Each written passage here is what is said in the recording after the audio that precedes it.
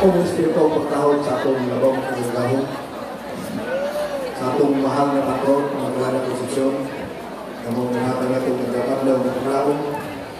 sa atong bisinayon, Vice Mayor Albert Villahermosa, upat sa mga kasihal sa lungsod, mga department heads, NGO family, mga representante sa mga dayang ahensya sa gobyerno, nga ni-ani upat na nato karon, mga nagkalain-lain opisyalis sa siguro ay unang kabarangay atong lungsod, mga national government agencies, private sector,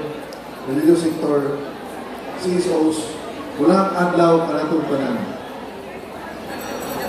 Karon nagtapos kita para sa alang sa alay-lakad o Cargo Day, ang atong paglakaw usa ka pagpahinumdum na kita mga civil servants na dunay dakong katungdanan o pangalagad sa katawhan ng matiluganon o tinuuray. Ang pagtanong na ito o kahoy usa-usap ka panginumdum na usa sa kinadakang natong papel isip civil servants nakita mga steward sa kalibutan na kinahanglan matuman o pagpalipod sa kanayahan. Kini nga kalihukan ron usa ka simbolo nga nagkainumdum ka nako na akong kusog dili gikan sa ako ra kundi gikan ninyong tanan